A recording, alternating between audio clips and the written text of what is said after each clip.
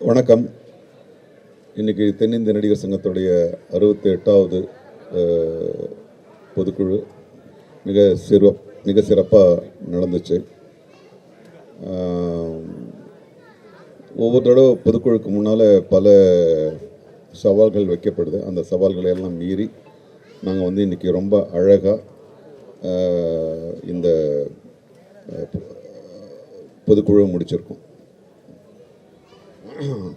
அதே மாதிரி நாங்கள் ஒவ்வொரு நிகழ்ச்சியிலையும் ஜஸ்ட்டு ஒரு பொதுக்குழு மட்டுமே அல்லாமல் சங்கரதாஸ் சுவாமிகளுடைய பேரில் மூத்த கலைஞர்களை கௌரவிக்கிறது எங்களுடைய வழக்கமாக இருக்குது. அதில் சங்கரதாஸ் சுவாமி விருதுகள் விஜயகுமாரி அம்மாவுக்கு, டெல்லி கணேஷ் அப்பாவுக்கு 2 பேருக்கும் கொடுத்தோம்.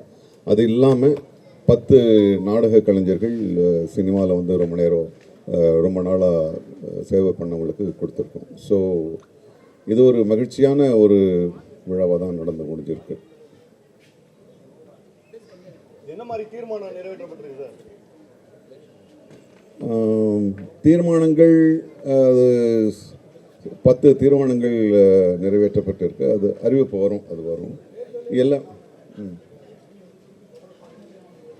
இல்லை. அது ஒரு நாங்கள் அதை சொல்லலை. ஒரு உறுப்பினர் அதை முன்மொழிஞ்சார். விதி எண் 26, 27 எங்கள் பைலாவில் ஒரு பொதுக்குழு நடந்தால் நாங்கள் பொதுவாக தீர்மானங்களை நாங்கள் தான் டிக்ளேர் பண்ணுவோம், அறிவிப்போம். அவங்கக்கிட்ட கருத்து கேட்டு ஆதரவு தெரிவித்த பிறகு அப்ரூவல் பண்ணுவோம். இங்கே என்னென்னா உறுப்பினர்கள் 26, 27 எதாவது தீர்மானம் கொண்டு வரணும்னா கொண்டு வரலாம்.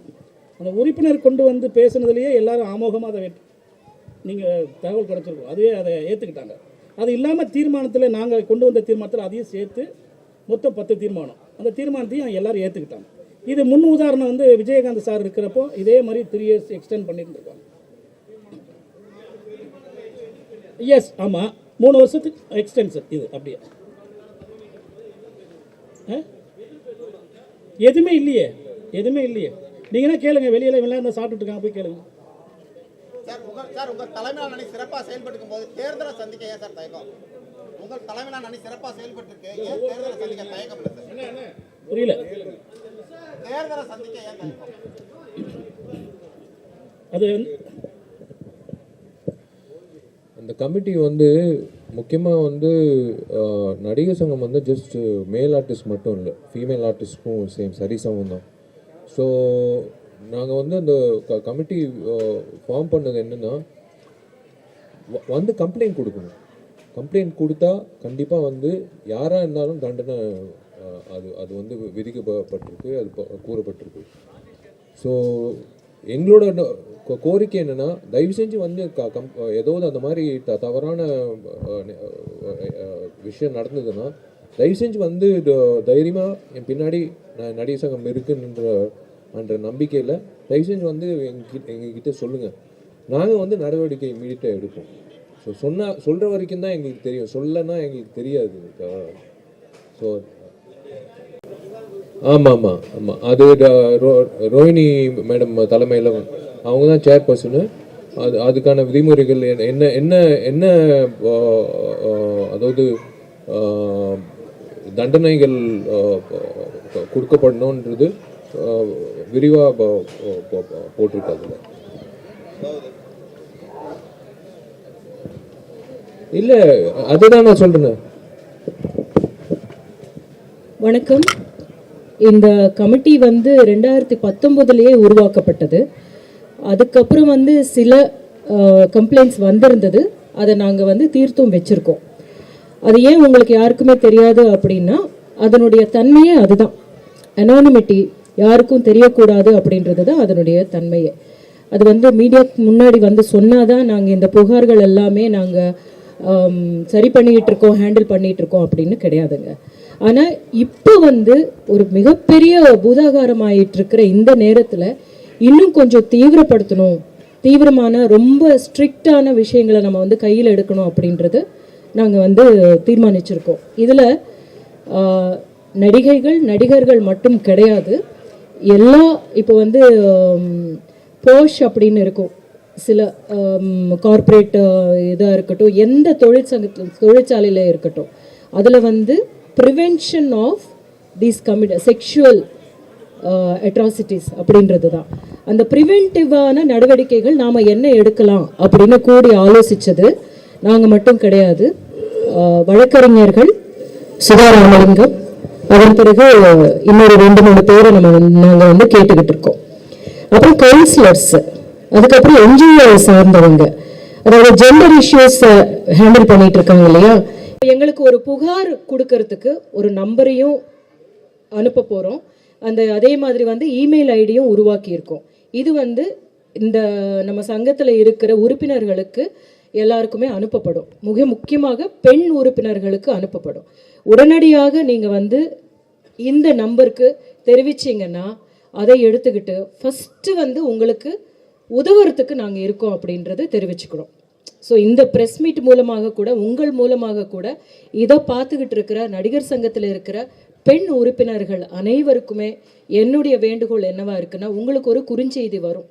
அந்த நம்பருக்கோ இல்லைன்னா இமெயில் ஐடிக்கோ நீங்கள் உடனடியாக புகார் அளிக்கலாம். தைரியமாக இருங்க. உங்களை அந்த மாதிரியான ஒரு எந்த விதமான அத்துமீறலையும் நீங்கள் சகிச்சுக்க வேண்டியது இல்லை. இதன் மூலமாக நான் சொல்கிறேன். அதுக்கப்புறம் இது ஆக்ஷன் எப்படி எடுக்க போகிறோம் அப்படின்றது வந்து நாங்கள் அந்த ஒரு தீர்மானங்களில் நீங்கள் உங்களுக்கு ஏற்கனவே சொல்லியிருக்கோம். முதல்ல வந்து எங்கள் சங்கத்தின் சார்பாக ஒருத்தர் ஃபோன் பண்ணி பேசி இப்படியான ஒரு புகார் உங்கள் மேலே வந்திருக்குங்க அப்படின்னு நம்ம பேசும்போதே அவங்களுக்குள்ள ஒரு அப்பா நம்ம செய்த தப்பு அப்படின்ற ஒரு உணர்வு வரும்.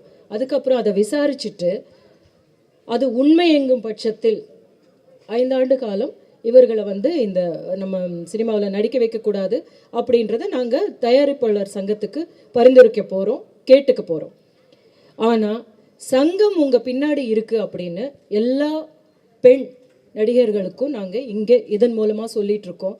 நீங்கள் பயப்படாமல், எதுக்குமே நீங்கள் பயப்பட தேவையில்லை. உடனடியாக புகார் அளிச்சிங்கன்னா ஆக்ஷன் எடுக்கப்படும்.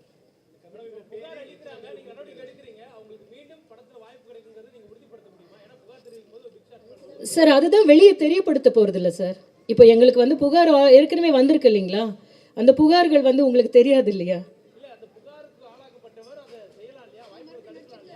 இல்லை, அவங்கெல்லாம் நடிச்சுக்கிட்டே இருக்காங்க. இப்போ வந்து நிறைய பேர் மேலே வந்து புகார் வந்திருக்கு. அதுக்கு நாம் ஒன்றுமே சொல்லாமல் இருந்துட்டாலும் நம்ம அப்படி இருக்கக்கூடாது. சமூகத்தில் இருக்கிற எந்த பெண்ணும் அந்த மாதிரியான ஒரு பயத்தோடு இருக்கக்கூடாது அப்படின்றது தான். ஸோ நம்ம என்ன செய்கிறோம்னா, அவங்க எல்லாம் நடிச்சுக்கிட்டும் இருக்காங்க, புகார் அளிச்சிருக்காங்க, நம்ம வந்து ஒரு நடவடிக்கை எடுத்திருக்கோம், அவங்களுக்கு வந்து எல்லாம் சொல்லியிருக்கோம். அந்த பேர் சொல்லணுமான்னு தெரியல, வேண்டாம், பேர் சொல்ல வேண்டாம் இப்போது. அப்போ அதனால் வந்து அவங்க நடிக்காமல் இருந்ததே கிடையாது. அதனால் அதை சொல்லி பயமுறுத்த வேண்டாம் அப்படின்றத நம்மளும் சொல்ல வேண்டாம் இல்லையா?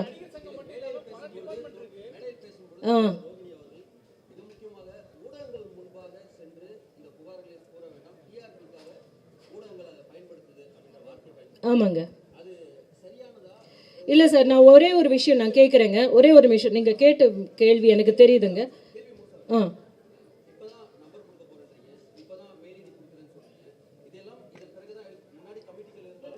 நம்பர் ஏற்கனவே கொடுத்துருக்கு சார்.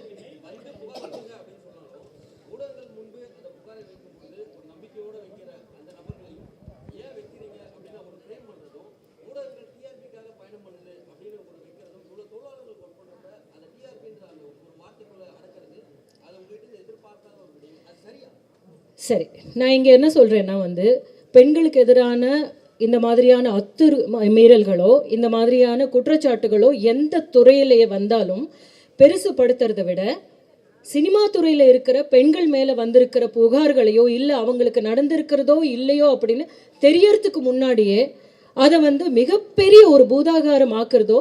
ஏன்னா சென்சேஷனலிசம் அப்படின்றது சினிமா நடிகர்களுடைய பெயர்கள் வந்தால் மட்டும்தான் அதிகமாக ஆகுது. அப்படின்றதுனால மிகப்பெரிய அருவறுக்கத்தக்க விதத்தில் வந்து எங்கள் பெண்களை பற்றி, நடிகைகளை பற்றி உட்கார்ந்து பேசிக்கிட்டு இருக்கிறதும், இதை வந்து எங்களுக்கு எவ்வளோ புண்படும் அப்படின்றது உங்களுக்கு தெரியல. ஏன்னா வந்து எத்தனையோ பிரச்சனைகள் நடந்துட்டுருக்கு. இப்போ வந்து கிருஷ்ணகிரியில் 13 வயசு பெண்கள் இருக்கு, 13 பேரை வந்து மிகப்பெரிய அத்துமீறல், ரேப் நடந்திருக்கு. அதை வந்து சென்சேஷனலைஸ் பண்ணுறதுக்கு, ஆனால் அந்த இடத்துக்கு நம்ம போகக்கூடாது. போகிறத விட இங்கே வந்து புகார் அளிக்காமல் இதை வந்து எத்தனையோ வருஷங்களுக்கு முன்னாடி நடந்தது அப்படின்னு பேசுறத திரும்ப திரும்ப திரும்ப திரும்ப திரும்ப திரும்ப எல்லா நிகழ்ச்சிகள்லையும் எல்லா ஊடகங்களையுமே போடுறதுக்கான காரணம் என்ன? ஏன்னா எங்கள் சினிமாக்காரங்களை பற்றி பேசினா மட்டும்தான் அதிகமாக உங்களுக்கு வந்து பார்வையாளர்கள் இருக்காங்க அப்படின்றது நீங்களும் ஒத்துக்கிட்டு தான் ஆகணும். இப்போ நான் என்ன சொல்கிறேன் இப்போ வந்து உங்ககிட்ட வந்து எந்த ஊடகத்துக்கு முன்னாடி வந்து பேசிக்கிட்டு இருக்கிறவங்க கூட அவங்க அந்த காலத்தில் புகார் அளித்தாங்களா அப்படின்னு நம்ம கேட்கணும். இப்போ நாம் என்ன சொல்கிறோம்னா, இப்போ நம்மக்கிட்ட இந்த ரூல்ஸு ரொம்ப ஸ்ட்ரிஞ்சன்ட் ரூல்ஸ் இருக்குது அப்படின்னு ஒரு தைரியம் கொடுக்க வேண்டிய இடத்துக்கு கொடுத்துருக்கிற இடத்துக்கு நடிகர் சங்கம் மட்டும்தாங்க போயிருக்கு. வேறு எந்த துறையிலுமே வந்து இந்த மாதிரியான ஒரு தீர்மானங்கள் எடுத்திருக்கா அப்படின்னு நீங்கள் பாருங்களேன். பார்வையாளர்களுக்கும் வந்து எங்களை மேலே வந்து எதையாவது சொன்னால் பார்க்கறதுக்கு தான் இன்ட்ரெஸ்டடாக இருக்காங்க. அது வந்து கஷ்டமாக இருக்குது, எங்களுக்கு ரொம்ப கஷ்டமாக இருக்குது. அதை விடுங்க, நீ வாங்க தம்பி. நீங்கள் ஒன்று சொன்னீங்கல்ல, அதாவது தேர்தலில் நிற்கிறதுக்கு வந்து அச்சப்படுறீங்களான்னு கேட்டீங்க. இங்கே பொதுக்குழுவில் வந்து மறுபடியும் தேர்தல் வேண்டாம்னு உறுப்பினர்கள் தான் முடிவு எடுத்துருக்கிறாங்க. கடந்த ஆண்டுகளை நம்ம செஞ்சிட்ருக்க செயல்பாடுகளை பார்க்குறாங்க. இன்னொன்று, இது வந்து பொது காரியம், என்ன முழுக்க பொது காரியம். நீங்கள் எப்போ வேணாலும் வரலாம், என்ன வேணாலும் கேட்டு தெரிஞ்சுக்கோங்க. மக்கள் உறுப்பினர்கள் ஒட்டுமொத்தமாக சேர்ந்து இந்த தேர்தல் வேண்டாம், அதற்கு ஒரு பொருட்செலவு வருது. கிட்டத்தட்ட அது ஒரு 20-30 லட்ச ரூபா நாங்கள் செலவு பண்ணோம் தேர்தலுக்குன்னு. ஆல்ரெடியே இங்கே வந்து சங்கத்தில் வந்து நாங்கள் அங்கே டொனேஷன் நடிகர்கள்ட்ட வாங்கி டெபாசிட் வாங்கி லோனு போட்டு இப்படி தான் நம்ம வேலை செஞ்சிட்ருக்கோம். அதனால் சங்க உறுப்பினர்கள் எங்கள் செயல்பாடுகள் மீது நிர்வாகத்தின் மீது நம்பிக்கை வைத்து இந்த தேர்தல் வேண்டாம், அதுக்கு நீங்கள் செலவு பண்ணுற காசை நீங்கள் சங்கத்துக்கு உறுப்பினர்களுடைய நலனுக்கு கொடுங்க அப்படின்னு கேட்டிருக்காங்க. அதனால தான் அவங்களே எடுத்த தீர்மானத்தை நாங்களும் ஏற்றுக்கிட்டோம். என்னப்பா, தேர்தல் வந்தால் சந்திக்க போகிறோம் தம்பி, அதுலலாம் எங்களுக்கு எந்த பிரச்சனையும் இல்லை. ஏற்கனவே நம்ம சந்திச்சு தான் இந்த இடத்துல வந்து உட்காந்துருக்கோம். அதனால அது பிரச்சனை இல்லை.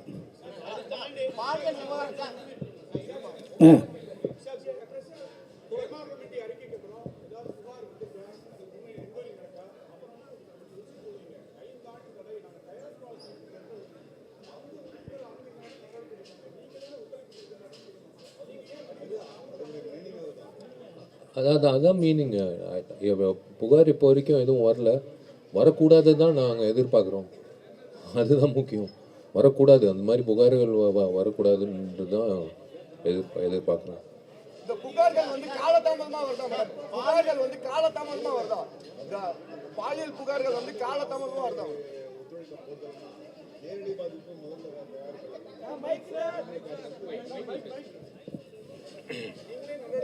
இல்லை, நாங்களே நடவடிக்கலாம். ஏன்னா ஏன் வந்து அது தயாரிப்பாளர்கிட்ட நாங்கள் வந்து பரிந்துரை பண்ணுறோன்னா, நீங்கள் என்ன கேட்டீங்க, நீங்களே வந்து ஒத்துழைக்காமல் இருக்கலாமே. அதனுடைய அடிப்படை அர்த்தம் அதுதான். நாங்கள் ஒத்துழைக்காமல் இருக்கோம். அதனுடைய நேரடி முதன் பாதிப்பு வந்து தயாரிப்பாளருக்கு தான் போகும். ஆக அவங்களுக்கு வந்து இது வந்து இது தெரிஞ்சிருக்கணுன்றதுக்காக அவங்களுக்கு நான் சொல்கிறோம். இந்த பாலியல் விரோதம் பல நடிகர்கள், குறிப்பாக ராஜாவை தவிர பல நடிகர்கள் வந்து பெய்டு இன்டர்வியூ சொல்லி தான் பணம் வாங்கிட்டு தான் சார் மீடியாக்களை பேசிட்டு இருக்காங்க. மீடியாக்கள் தேடி யாரையும் போய் பேசியிருக்கல. பல நடிகைகள் ராஜாவை தவிர பேசுகிற எல்லாருமே வந்து காசு வாங்கிட்டு தான் வந்து மீடியாவில் பேசவே வராங்க. நாங்களாம் வந்து யாரையும் டிஆர்பி தள்ளி பேசிட்டு போகல. இதுதான் உண்மை. தம்பி இது அது இல்லை சார், இதுதான் உண்மை. டிஆர்பிக்காக எந்த மீடியாவை தேடி போகல. பல நடிகர்கள் வந்து பணம் இல்லை சரி சரி இல்லை இல்லை இல்லை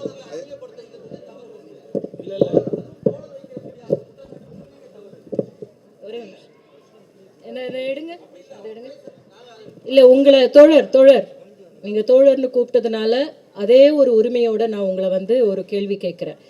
யாருமே இந்த சேனல்ஸை வந்து நாங்கள் கேட்கல, அவங்களா வந்து பேசுகிறாங்க அப்படின்னு சொல்கிறீங்கல்ல. இது ஆரம்பித்ததுலேருந்து எத்தனை சேனல்ஸ் ஃபோன் பண்ணி எங்களை கூப்பிட்டாங்க பேசுங்க அப்படின்னு சொல்லி கூப்பிட்டாங்க, இன்னும் கேட்டுக்கிட்டு இருக்காங்க அப்படின்னு எங்களுக்கு தெரியும். அது ஒன்று. இன்னொன்று வந்து சில உண்மைகள் தெரியாமல் ஏதோ உண்மைகள் யாரோ சொன்னதை வச்சுட்டு அதனுடைய அந்த ஒரு தலைப்பை வந்து வேறு விதமாக வேர்டிங்ஸ் எல்லாம் வச்சுட்டு அந்த மாதிரியான வார்த்தைகள் உபயோகிக்கிறது, ரொம்ப தரக்குறைவான வார்த்தைகள் உபயோகிச்சுட்டு இருக்கிற இந்த சேனல்ஸை பற்றி எங்களுக்கு இந்த மாதிரியான புகார் இருக்கிறது ரொம்ப ரொம்ப ரொம்ப நியாயமானது. அதை ஏற்றுக்க மாட்டோம் அப்படின்னு நீங்கள் சொன்னீங்கன்னா எங்களுடைய குடும்பத்தையும் எங்களுடைய சொந்த வாழ்க்கையையும் பாதிக்கிற மாதிரியான வார்த்தைகளை நீங்கள் உபயோகிக்கிறீங்க எல்லா சேனல்ஸ்ல இருந்தும் நீங்கள் போடுற போது.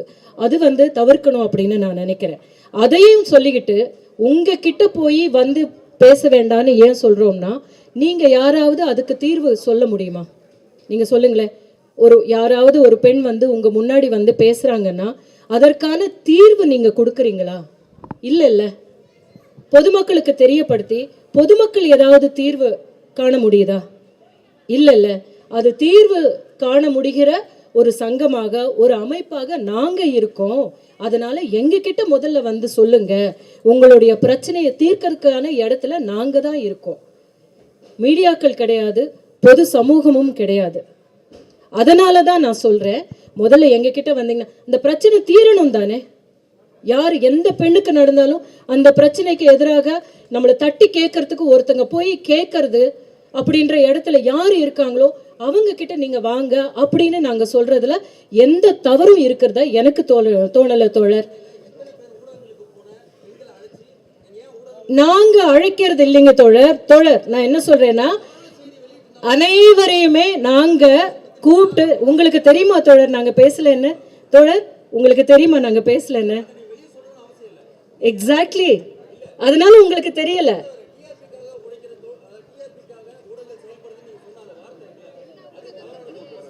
எல்லா ஊடகங்களும் கிடையாதுங்க. ஆனா நிறைய பேர் வந்து இப்படி தரக்குறைவா பேசிக்கிட்டு இருக்காங்க அப்படின்றத சொல்லுங்க. சார் இல்லை சார் ஒரு நிமிஷம் சார் இப்போ நடிகர் சங்கம் சம்பந்தப்பட்ட பொதுக்குழு நடந்திருக்கு. இது சம்பந்தமான ஏதாவது கேள்விகள் இருந்தால் கேளுங்க. நான் இவர் வந்து கேட்கறதுக்கு நம்ம பேசணும்னா அது வேற மாதிரி பேச வேண்டிய வரும். ஏன்னா நானே பாதிக்கப்பட்டவன். என்ன, நான் தயவு செஞ்சு உங்கள்கிட்ட ஒரு வேண்டுகோள் வைக்கிறேன். இங்கே நோக்கம் வந்து பொதுக்குழு நடந்திருக்கு. பொதுக்குழு சம்பந்தமாட்டமான நியாயமான கேள்விகளை கேளுங்க. அதான் எல்லாருக்கும் நல்லது.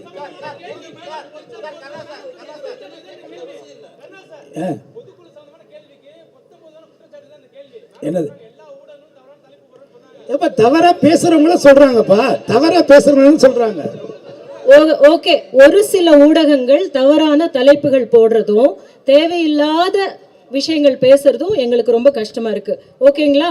எல்லா ஊடகங்களும் கிடையாது, ஒரு சில ஊடகங்கள். கண்டிப்பா தோழர், நீங்க இவ்வளோ கோவப்படுறீங்க? கண்டிப்பா அதான் சொல்லிட்டாங்கல்ல. தம்பி தம்பி தம்பி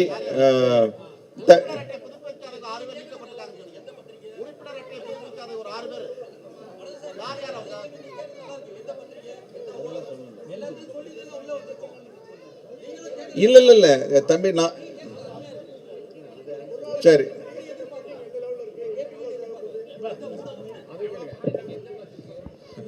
பில்டிங் போயிட்டு இருக்கு, நல்லபடியா போயிட்டு இருக்கு.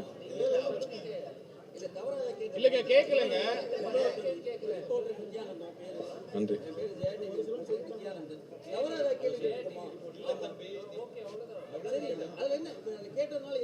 இனியா சரி,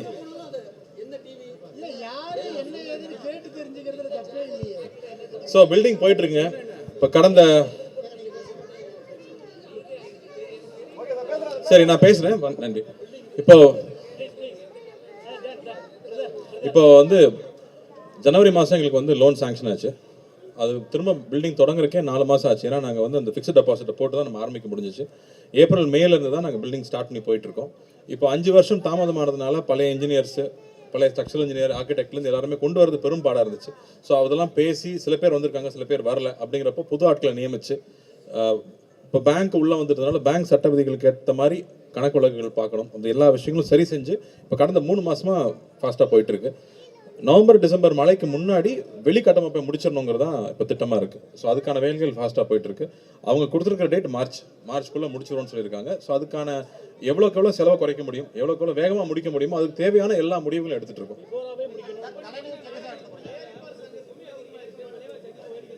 கண்டிப்பாக மோர் தென் 30 to 40% நீங்கள் வெளில போய் நீங்கள் விசாரிச்சிங்கனாலே தெரியும். உங்களுக்கு வாங்கின சம்பளம் கோவிடுக்கு முன்னாடி எவ்வளோ, இப்போ வாங்கின சம்பளம் எவ்வளோ, நீங்கள் வாங்கின மண் வேலை எவ்வளோ, இன்றைக்கி எவ்வளோ, இரும்பு எவ்வளோ, இன்றைக்கி எவ்வளோ. முக்கியமாக சம்பளங்கள் ரொம்ப ரொம்ப உயர்ந்துருச்சு. 30-40% மேலே போயிடுச்சு. அது எல்லாமே அனௌன்ஸ் பண்ணியிருக்கோங்க. எல்லாமே முதல்ல ஒவ்வொரு வாட்டியும் நம்ம அனௌன்ஸ் பண்ணியிருக்கிறோம். எது 30-40% மேலே போயிடுச்சுங்க. அதாவது 40%. ஏன்னா பில்டிங் முடிச்சுட்டு நான் உங்களுக்கு சொல்கிறேன் எவ்வளோ வந்திருக்கு. ஏன்னா என்ன செலவு பண்ணிக்கிட்டு இருக்கோம், முடியும் போது நான் உங்களுக்கு சொல்கிறேன். சார் கலை நிகழ்ச்சி எப்போ சார் நடத்துறீங்க சார்? அதாங்க அவங்க மார்ச் தான் கொடுத்துருக்காங்க. ஆமாம் சொல்லியிருக்காங்க. எங்களுக்கே ரொம்ப எக்ஸைட்டிங்காகவும் இருக்குது. ஸோ அதுக்கான பேச்சுவார்த்தை ஆரம்பிச்சிட்டோம். இப்போ கமல் சார் வெளிநாடு போயிருக்காங்க. வந்ததுக்கப்புறமா தொடர்ந்து பேசுவோம். அடுத்து ரஜினி சாரை மீட் பண்ணணும். எல்லாரும் சேர்ந்து பண்ணலாம் அப்படிங்கிறது தான் அதில் ஒரு முயற்சி. ஏன்னா எல்லாரும் சேர்ந்து பண்ணி ரொம்ப வருஷம் ஆயிடுச்சு. அதுக்கு ஒரு சந்தர்ப்பம் ரஜினி சார் கொடுத்த ஐடியா தான் அது. அது கமல் சாருக்கு ரொம்ப பிடிச்சிருக்குங்கிறதுனால அது சார்ந்த பேச்சுவார்த்தைகள் இனி தொடரும். அதுக்கு பிளானிங் ஒரு பெரிய டைம் ஆகும். வெயிட் பண்ணுங்க, எல்லாத்தையும் இப்பவே கேட்டு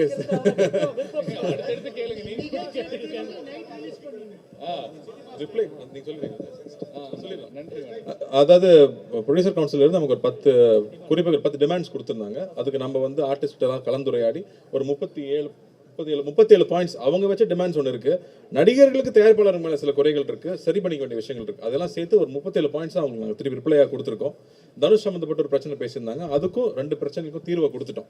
ஸோ இனி வந்து எங்கள் சைட்லேருந்து எல்லாத்தையும் நாங்கள் அவங்களுக்கு ஹேண்ட் ஓவர் பண்ணியாச்சு. இனி அவங்க தான் சீக்கிரமாக முடிவெடுத்து தொழிலாளர்களுக்கு யாருக்கும் எந்த பாதிப்பு இல்லாமல் தொழிலை வந்து அலோவ் பண்ணணும். நாளைக்கே மீட்டிங் போடுறாங்க. டிஸ்கஸ்ல நாங்க ஸ்மூத்தா முடிச்சுப்போம். நீ அங்கே போயிட்ட? சரி சொல்லு.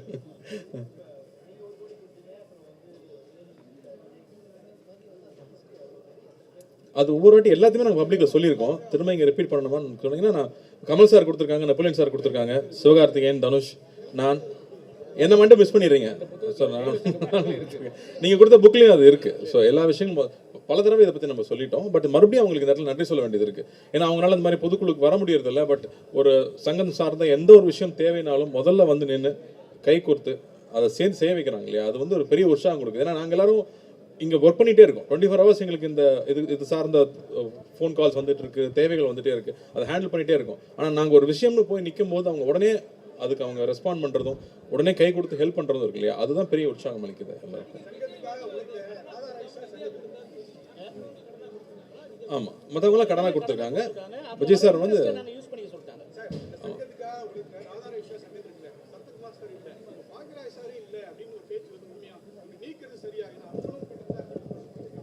இல்லை, ஒரு நிமிஷம். ராதா ரவி சார் இல்லை, அவங்க சரத்குமார் சார் இல்லைங்கிறது ஏன் என்ன என்பது இது பல ஆண்டுகளுக்கு முன்னாடி நடந்தது. உங்களுக்கு தெரியாத ஒன்றும் இல்லை.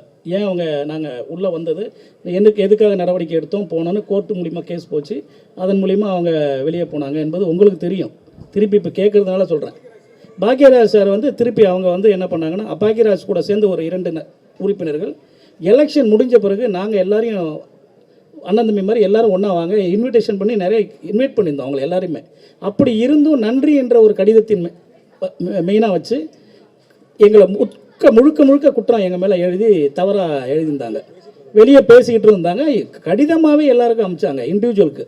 ஸோ அதன்படி இதே சட்டத்தை உருவாக்குனது இது ராதா ரவி தான். அந்த பைலாவை உருவாக்குனது ராதா ரவி சரத்குமார் தான். அந்த சட்டத்தில் தான் இப்படி பேசினா நடவடிக்கை எடுக்கலான்னு அந்த சட்டத்தில் தான் சொல்லுது. அந்த சட்டத்தை தான் நாங்கள் நடவடிக்கை எடுத்தோம், வேற ஒன்றும் இல்லை. தேங்க்யூ. நன்றி.